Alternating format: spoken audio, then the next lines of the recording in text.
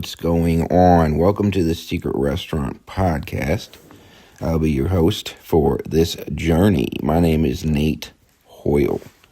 These are kind of, if you're new to tuning in on this program, these are kind of like my late night thoughts, kind of just like me reflecting and thinking about things, thinking about the way things are, and how we might come to understand them together maybe. So, the time now is 11:15 p.m.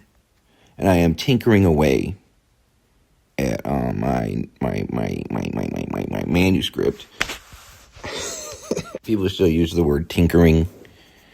I feel like tinkering is a word that used to mean something hyper masculine. Like when I think of tinkering, it would be like mechanical, probably because of the sound of tinkering, right? Tinkering sonically sounds like metallic, like a tools being used, perhaps. But I think these days, tinkering is almost entirely the feminine form of art making. And so the tinkering that we experience now has nothing to do with sound, but rather little nerdy people sitting on computers, perhaps deleting things, adding things, scrolling through things with their nimble little fingers. Here's a question for all you bookmakers out there. So there's kind of two basic forms that you can use for the cover of your book when you're doing paperback, not for hardcover, obviously. Actually, hardcover has the sleeve. Let me finish my thought. So there's kind of two basic cover types. One of them is glossy, which would not be surprising to find out. Glossy is like the shiny cover, and usually there's like a layer of lamination over it that makes it shiny and almost plastic feeling. And then there's the matte cover, M-A-T-T-E. I think that's how you pronounce it, matte. And that's more of like, it's not as shiny. It might still have plastic, I'm not sure. But I've always used the matte one, and then I did a test press of the glossy cover. And I don't know. I think other books I've had, I really thought it was perfect for that style. Especially if like the cover art is kind of more complicated or a photograph or whatever. That seems like that's what it leans towards. But my covers aren't photographs, and so I can't help but feel like the matte finish is best. I'm not asking for your advice. I'm going to do whatever I want. The artist was tired from a hard day's work, and he closed his laptop. He closed his laptop for the evening, and he went into his room, and he sat down and began to tinker with his tampon. I think what other things, because if tinker, what's the word where it's actually a sound effect? Is it an onomatopoeia? I'm going to Google it. Onomatopoeia. No. I guess first I would have to know how to spell it. There it is. The creation or use of word that imitates natural sound. So yeah, I wonder if tinkering began as like an onomatopoeia, or I wonder if there is another vocabulary device that it's both a verb but also a sound effect. Or I wonder if tinkering used to be a sound effect. The examples that Google has, though, are buzz, splash, and boom. Which buzz... Well, splash is a verb, right? You splash. You make a splash. Or you splash into water. And then buzz, like buzzing, yeah. Splashing, buzzing, booming. Boom is like a adverb, right? Adjective. This is probably not very interesting for me to be doing this while recording. Boom. Dictionary. Let's see. Noun. Verb. Exclamation. But I thought, oh, booming. See, booming. So boom is a noun and a verb. Booming is an adjective. Wasn't that something? So tinkering. No, tinkering is a verb. To tinker is also a verb. Sorry. Could tinker be a noun? I know I sound like a lunatic, but that's actually hilarious. To have a tinker.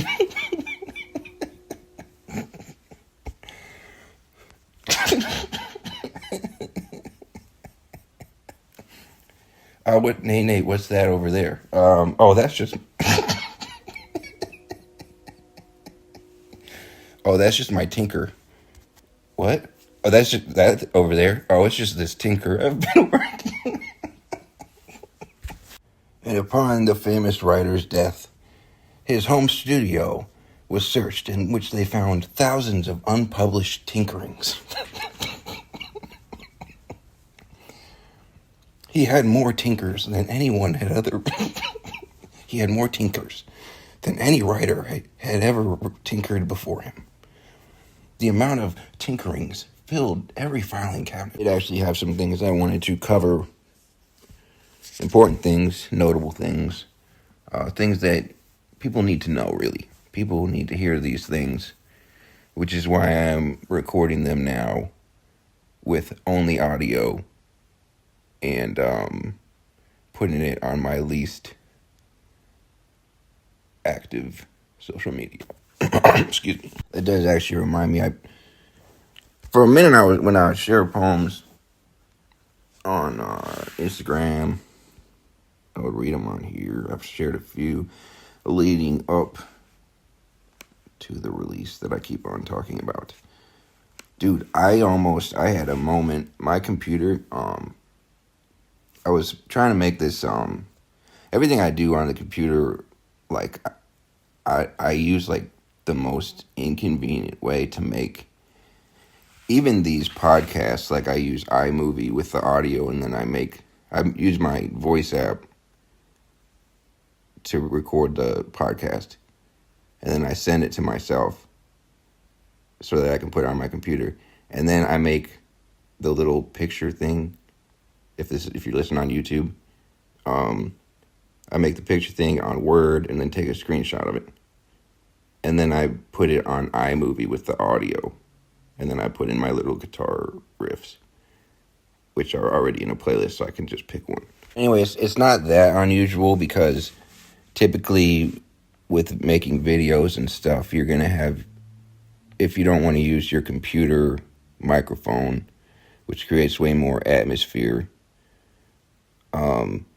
you're going to need to attach a separate audio file anyway.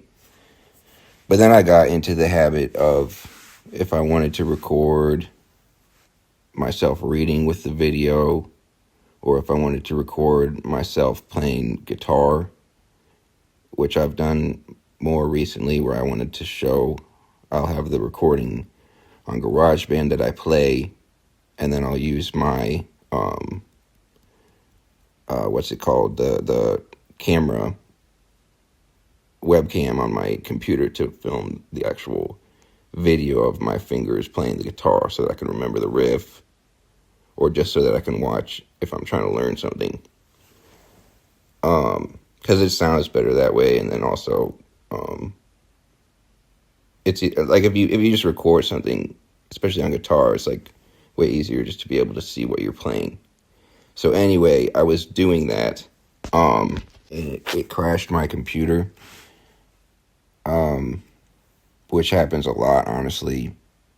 For some reason, if I'm trying to run too many programs at once, for example, both GarageBand and the webcam, whatever that app is called, Photo Booth.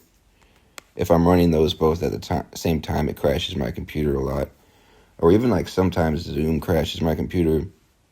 But this last time, or today, it crashed my computer. And then I was like, okay, it happened again. And then literally for like an hour, my computer would not turn back on.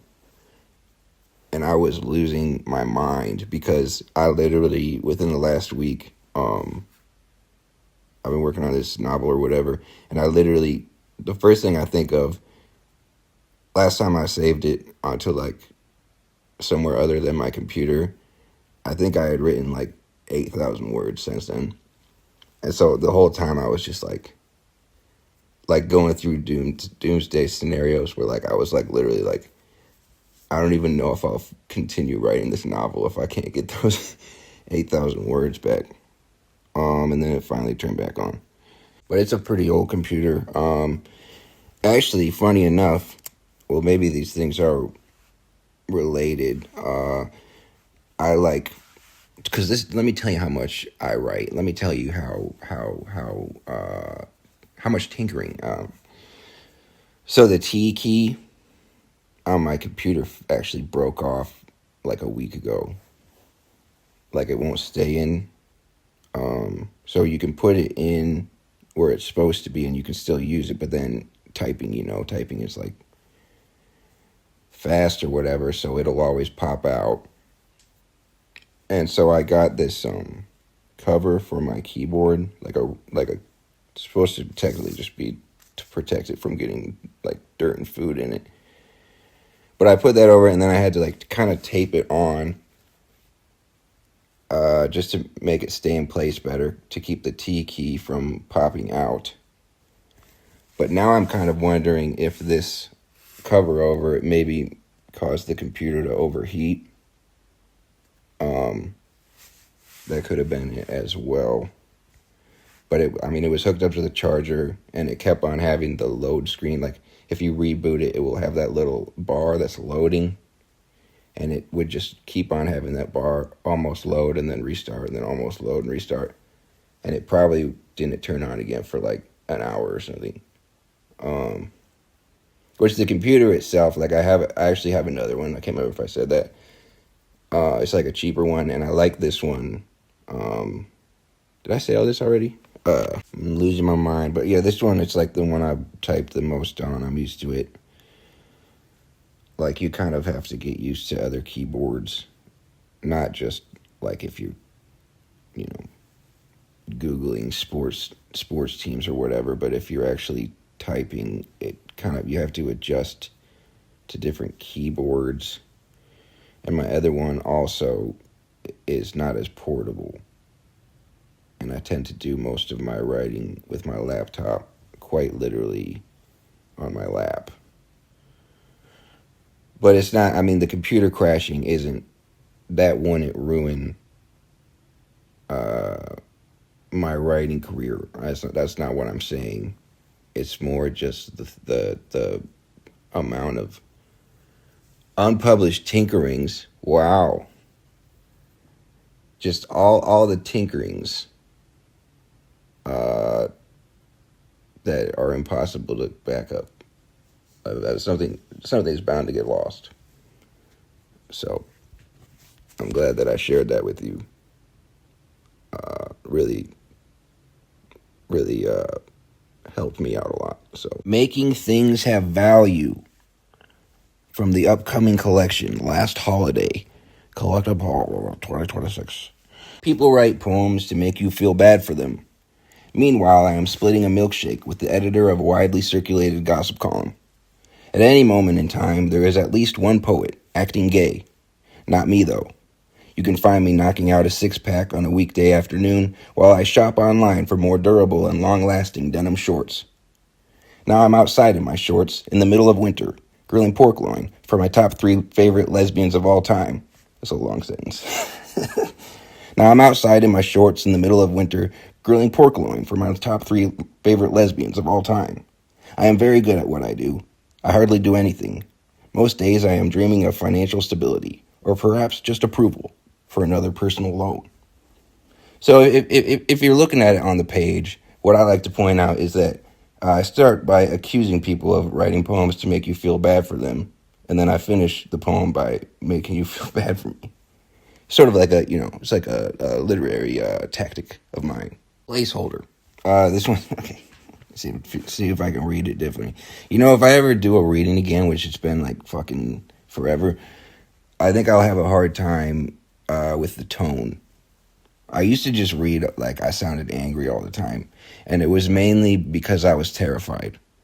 It was as though I was expecting, while standing behind the microphone, for someone to come and tackle me. But I don't really want to do that anymore because I feel like it doesn't really articulate the actual overall vibe of a lot of the poems.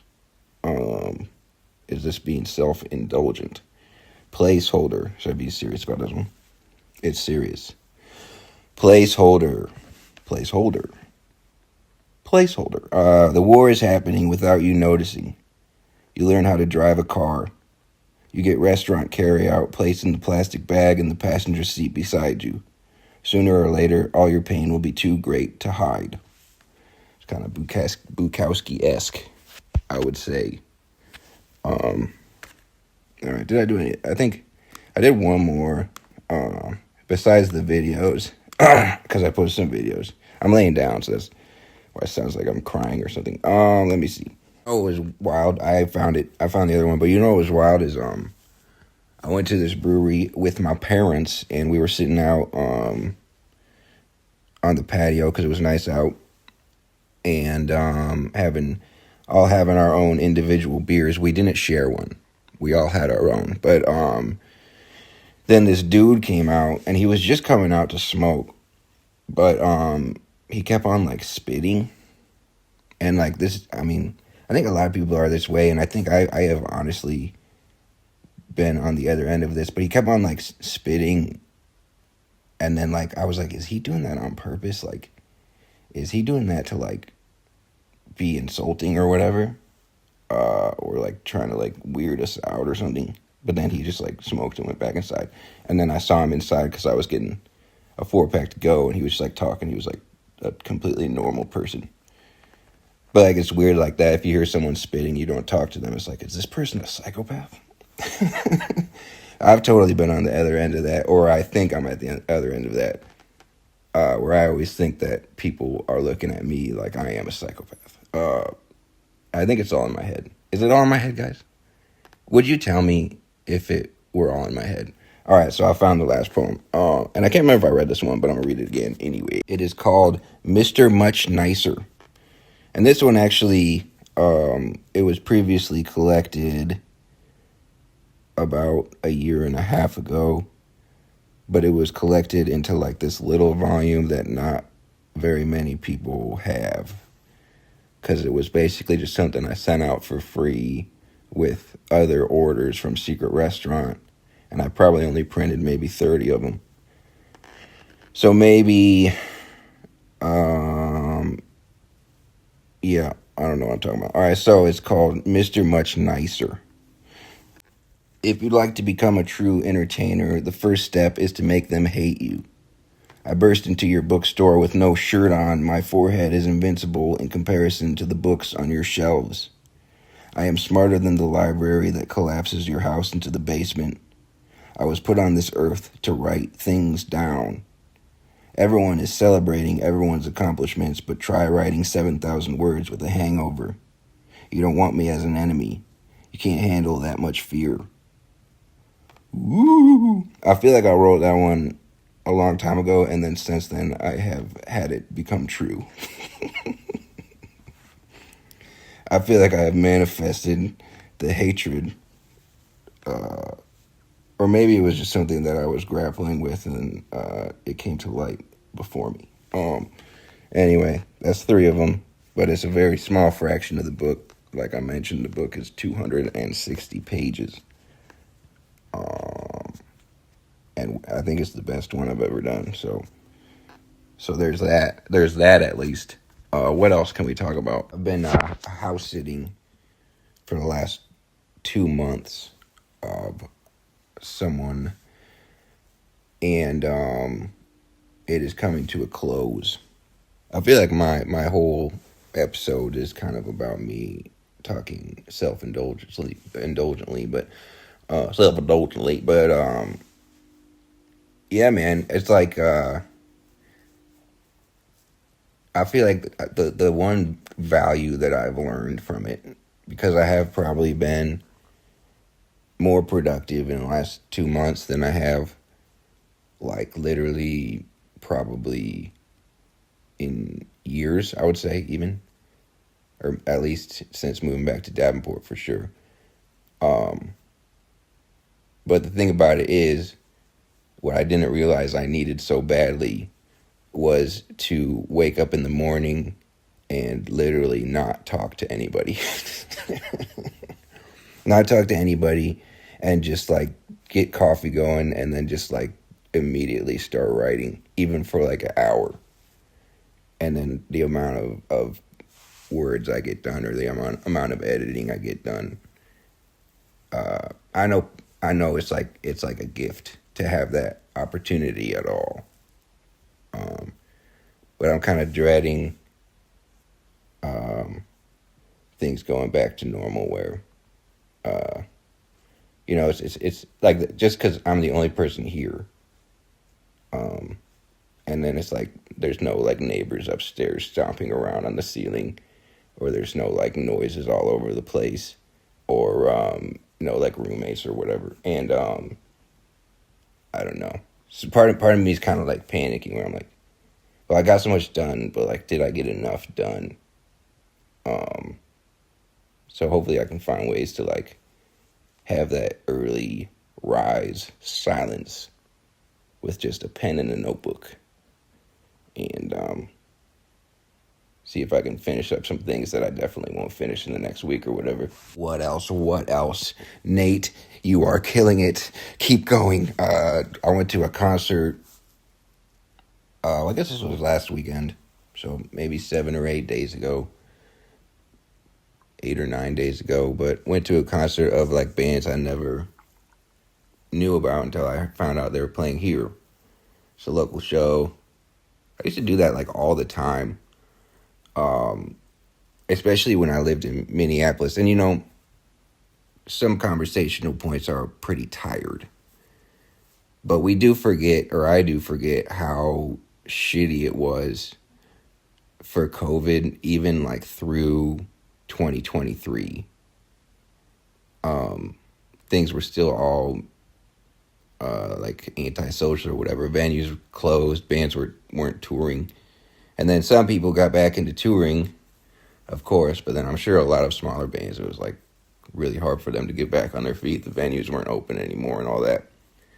So even when I was in Chicago, I didn't really go to very many shows. But definitely back when I lived in Minneapolis, which is, I mean, it's been years since I've been there. I need to go back. But that when I was living there, which was also the first major city I ever lived in, um, it was like literally any day of the week you could walk to a show, or you could walk to multiple shows. Or I lived like a straight shot, maybe half-hour walk to that one of their most iconic venues. It's called First Avenue, um, which is iconic. And even if you didn't know the name of it, you probably seen like the side of the building is iconic because they've got all these painted stars of people who played there, like the most famous people. And obviously they have like Prince, famous bands that played there. One of my recent favorites, rap duo Atmosphere, of course, has a star because they're from there. But anyway, it used to be totally normal for me on like a Wednesday, if I wasn't working, of course, because I was working in the restaurant industry. Those can be late shifts or whatever. But on a random Wednesday, um, you just go walk to a show, and then you go there, and there's like 10 people there. First band's playing, you're looking around, you're like, oh, I guess there's some people there. You look over, some cool dude who looks like probably smokes a bunch of weed, is a badass and shit. And then like the band finishes, and then that dude that you saw in the audience is actually in the next band. And then you realize that you're the only person who is not in any of the bands. And so you just sit there enjoying your single PBR that you allowed yourself. And you just enjoy the music. I wonder if I talked. So one of the craziest, I don't even think they're a band anymore. or at least I haven't seen them release any projects or anything. One of the craziest shows I just stumbled upon was in this cafe that was usually, I don't even remember the name of it, and it closed while I was still living there, but it was like a vegan cafe, or maybe vegetarian or vegan or something.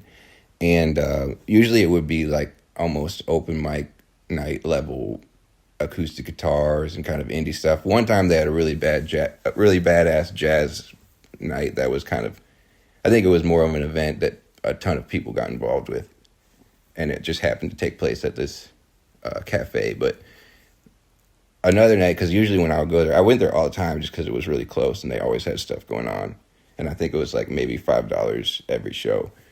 But this one band, they're called Night, and they're kind of like a rock and roll, but also kind of doom metal-esque. I keep saying esque.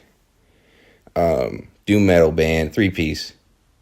And they were like killing it to this like tiny audience in this cafe. And then I ended up buying their vinyl and stuff. But the one thing I remember, because it was a 3-piece, and I remember both the bass player and the guitarist who also sang, both were not wearing shirts. And at one point, they were both playing like back to back, like it was a fucking Van Halen concert. It was so sick. So I bought their vinyl, and I actually still listen to it. But I'm not sure if those guys still are working on new music or playing shows or anything like that, because it has been a long time since then. That was probably like 2017 that I saw them. Minneapolis was also the time where my weed smoking spiraled out of control to the point that I had to quit. I think last week I talked about how I had took a break from drinking. But the reality was, although it's good to take breaks from drinking, I had actually had to quit everything. And yeah, that's kind of a deeper conversation. But when I was in Minnesota, I was literally stoned 24/7. And I think that honestly, like going to shows and stuff like that, I think I'm only saying this to maybe this will be helpful for people or whatever. And I'm sure people who actually quit drinking is kind of a similar experience. But now that I'm thinking about it, I do actually think quitting weed, because it was something I was like literally addicted to. Like I would wake up in the morning and it was like the first thing I thought about. And I would be stoned. I'd be stoned all the times except at work first, depending on which work. That's all I'm gonna say. But anyway, I think once you get in the habit of it, even things like it creates so much anxiety, where like you're thinking about getting stoned, and then like once you quit, then you do something like going to a concert or whatever, and then it like triggers where you're like, oh man, I wonder if this would be more fun if I was stoned. It took me a long time to get over that, but now I don't really think about weed at all. And like I have friends who smoke, and they smoke around me, and I'll like smell it, and it'll be kind of like nostalgic, but I don't have any interest in ever doing it again. But that was, I think the last time I smoked, so I quit.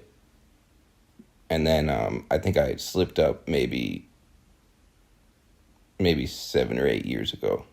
7 years ago, I think I slipped up, and then I smoked for a little bit, and then I was like, this is just making me feel paranoid, because I thought I could get back into action the same way I once did. This is kind of not what I set out to talk about. Is one problem I will say, though, because one of the things that I'm kind of skeptical of talking about these things, I'm fine with being honest or whatever, but one thing that has been a problem pretty much my whole life is, even before I smoked weed, is that people think I'm high. It's like kind of crazy.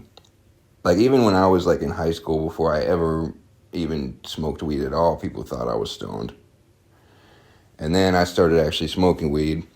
But then even, I think when I started smoking weed, like at parties or like just at night to relax or whatever, like even then, when I wasn't stoned, people would still be like, "Oh, this guy's baked," or like, "Oh, Nate's messed up right now." And sometimes I get like paranoid. Like I keep saying paranoid, but word association. I get worried that people now think I'm like drunk or think I'm stoned or whatever, or like I'm like ADHD. They like think I'm on speed or something, which it isn't true.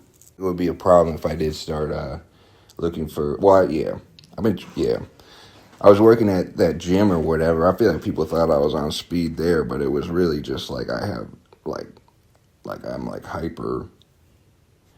Like some of the things we do, I'd find myself like moving way too fast. And then I don't know, everyone there was kind of already judgmental. It was a gym. That's kind of the whole vibe there, is being judgmental of yourself and people.